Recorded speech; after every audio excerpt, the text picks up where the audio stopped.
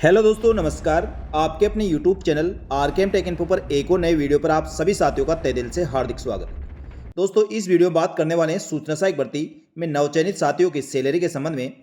सूचना सहायक भर्ती 2023 के नवचयनित सूचना सहायक को परीक्षा अधीन प्रशिक्षणार्थी के रूप में आपको कितना वेतन मिलेगा और ये फिक्स वेतन के साथ ही आपकी ग्रोथ सैलरी क्या रहेगी, डिडक्शन क्या रहेगा, नेट सैलरी कितनी मिलने वाली है। यानी साथियों, आपकी जो फिक्स वेतन है उसमें भी कुछ कटौतियां होगी और कटने के बाद आपके इन हैंड आपके हाथ में कितने पैसे आएंगे, सभी जानकारी साथियों इस वीडियो में मिलने वाली है। इसलिए वीडियो को पूरा अंत तक देखें, क्योंकि साथियों इस प्रकार के सवाल काफी अभ्यर्थियों को आ रहा था, उसी को ध्यान में रखते हुए वीडियो बनाया गया है। इसमें आपकी सैलरी को लेकर दोस्तों A to Z जानकारी दी जाएगी। साथ ही सूचना सहायक भर्ती 2023 के नवचयनित सूचना सहायक को प्रतिस्थापन और नियुक्ति आदेश 13 सितंबर 2025 को जारी किया गया था। उसके बाद कई साथियों ने दोस्तों सूचना सहायक पद पर कार्य ग्रहण कर लिया है और जो साथी अभी तक कार्य ग्रहण नहीं करे वह भी साथियों अत्यंत शीघ्र ही कार्य ग्रहण करेंगे। कार्य ग्रहण के लिए आपको 30 दिन का समय दिया गया है। 30 दिन साथियों वह होता है जो वर्किंग डे होंगे, ऑफिस में जो काम होता है उसी दिन को गिना जाएगा। 30 दिन में जितनी छुट्टी आएगी उनको काट के साथियों जो समय बचेगा उसके हिसाब से आपको 30 दिन काउंट करना है और उसी के हिसाब से संबंधित डिपार्टमेंट द्वारा आपको ज्वाइनिंग करवाई जाएगी।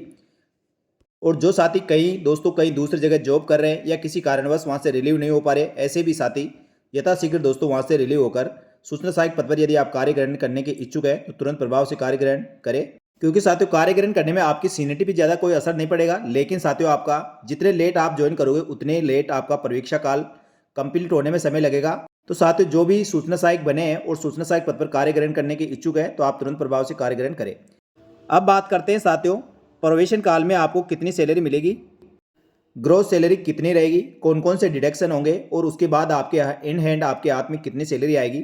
तो साथियों सैलरी और डिडक्शन के लिए सबसे पहले आपको अपने एम्प्लॉय आईडी बनवानी होगी। एम्प्लॉय आईडी आपकी डीडीओ ऑफिस के द्वारा बनाई जाएगी। तो साथियों आपने कार्य ग्रहण कर लिया तो आवश्यक कार्रवाई करके IFMS 3.0 जो आपके डीडीओ लॉगिन के ऊपर उपलब्ध रहेगा, वहाँ से साथियों अपना एम्प्लॉय आईडी क्रिएट करवा ले। एम्प्लॉय आईडी क्रिएट करने के बाद साथियों कुछ समय आपको उसको अप्रूव होने में और इनमें लगेगा और उसके बाद आपके एम्प्लॉय आईडी बनने के बाद ही साथियों आपकी सैलरी डाली जाएगी। इसलिए साथियों आपको सबसे पहले अपने एम्प्लॉय आईडी क्रिएट करवाए। एम्प्लॉय आईडी साथियों आपके डीडीओ ऑफिस से बनेगी, इस चीज़ का ध्यान रखें। एम्प्लॉय आईडी बनाने में किसी प्रकार की कोई समस्या है तो साथियों सक्षम स्तर से आप इसकी जानकारी प्राप्त करें और आपके साथी कई साथी हैं जो टेजरी ऑफिस में भी जिनकी पोस्टिंग हुई है उनसे भी आप जानकारी प्राप्त कर सकते हैं। और यदि साथियों आपके डीडीओ ऑफिस की आईडी पर IFMS पोर्टल पर आपकी पोस्ट दिखाई नहीं दे रही है तो साथियों उसको सबसे पहले ऐड करवाना होगा। ऐड करवाने के लिए साथियों आपके जो डीडीओ है उनके द्वारा ही कार्रवाई की जाएगी। यदि साथियों IFMS पोर्टल पर आपकी पोस्ट क्रिएट करने में और किसी प्रकार कोई समस्या है तो IFMS पोर्टल के जो संपर्क नंबर है उन पर दोस्तों आपको बात करनी होगी, ईमेल करना होगा तो आपकी समस्या का समाधान हो जाएगा। IFMS पोर्टल 3.0 के कॉन्टैक्ट अस में जाकर आप हेल्प डेस्क नंबर और हेल्प डेस्क मेल आईडी पर साथियों आप कॉन्टैक्ट कर सकते हैं। ये सब कार्य साथियों आपके डीडीओ ऑफिस में जो कर्मचारियों की सैलरी बना रहा है, चाहे वह LDC हो, UDC हो या अकाउंटेंट हो, उसके द्वारा दोस्तों ये प्रक्रिया अपना कर यदि डीडीओ आईडी में आपकी पोस्ट मैप नहीं है तो उसको मैप करवाएगा और मैप करवाने के बाद आपकी एम्प्लॉय आईडी बनाकर साथियों आपकी सैलरी का प्रोसेस शुरू किया जाएगा। एम्प्लॉय आईडी बनाने के लिए साथियों आपको एक फॉर्म डीडीओ ऑफिस से मिलेगा, उसको फिल करके आपको देना होगा। तो उसमें सबसे ज़्यादा जरूरी है साथियों आपका बैंक अकाउंट और पैन कार्ड नंबर। तो एक बार साथियों आपकी एम्प्लॉय आईडी बन जाएगी, GPF नंबर आ जाएगा, उसके बाद आपकी सैलरी बनना शुरू हो जाएगी।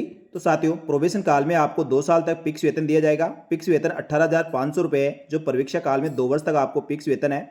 यानी साथियों 2 वर्ष तक भी आपको 18,500 रुपये नहीं मिलेगा, इसमें से कुछ डिडक्शन भी होंगे। डिडक्शन होने के बाद जो अमाउंट बचेगा वह साथियों आपको इन हैंड सैलरी मिलने वाली है। तो साथियों टोटल आपकी सैलरी रहेगी 18,500 रुपये और उसमें से डिडक्शन आपका RGHS और GPF कटौती होगी। तो RGHS के 440 रुपये और GPF के 800 रुपये कटौती होने वाली है। इस प्रकार टोटल 1240 रुपये आपकी कटौती हो जाएगी। तो 18,500 में से 1240 रुपये कटौती के बाद आपके इन हैंड जो सैलरी मिलेगी वह 17,260 रुपये रहेगी। यानी साथियों 2 वर्ष तक टोटल 17,260 रुपये आपको वेतन दिया जाएगा। इसके अलावा किसी प्रकार कोई भत्ता नहीं मिलेगा। यानी साथियों 2 वर्ष तक आपको 17,260 रुपये में संतोष करना होगा। उसके बाद आपकी बेसिक पे 26,300 रुपये हो जाएगी और 26,300 के आधार पर साथियों आपकी सैलरी होगी। जो बेसिक पे होगा उसमें आपका DA, HRA और यदि साथियों कैपिटल सिटी में रहते हैं तो CC और आपको मिलने वाला है।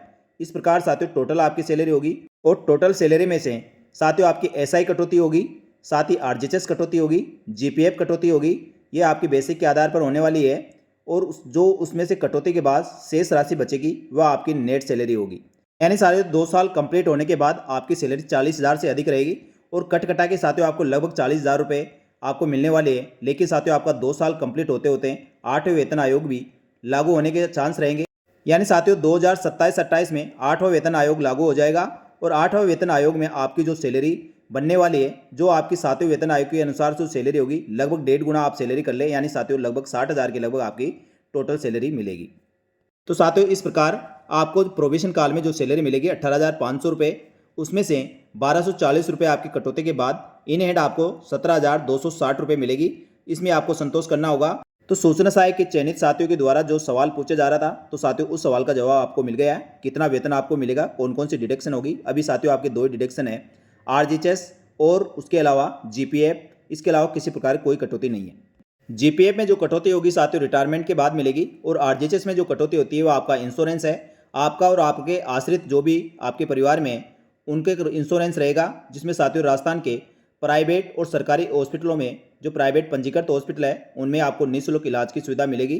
तो साथियों ये जानकारी अच्छी लगी तो वीडियो को लाइक जरूर करें और सूचना सहायक भर्ती के साथ ही अन्य किसी भी भर्ती के संबंध में साथियों सैलरी को लेकर या किसी प्रकार के और कोई सवाल हो तो आप कमेंट करके जरूर बताएं, जिससे साथियों आपकी भी समस्या का समाधान करने और आपको जानकारी देने का प्रयास किया जाएगा। उसके लिए साथियों हमारे YouTube channel RKM take info को सब्सक्राइब करके बेल आइकन प्रेस कर ले और भर्तियों की अधिक जानकारी के लिए हमारे टेलीग्राम चैनल को भी ज्वाइन कर सकते हैं। उसका लिंक भी इसी वीडियो के डिस्क्रिप्शन बॉक्स में मिलेगा, वहां से क्लिक करके आप ज्वाइन कर सकते हैं। इस वीडियो में इतना ही। जल्दी मिलेंगे दोस्तों एक और महत्वपूर्ण इसी प्रकार की जानकारी के साथ ही राजस्थान सरकार की एक और नई भर्ती की जानकारी लेकर। तब तक के लिए धन्यवाद। जय हिंद, जय भारत।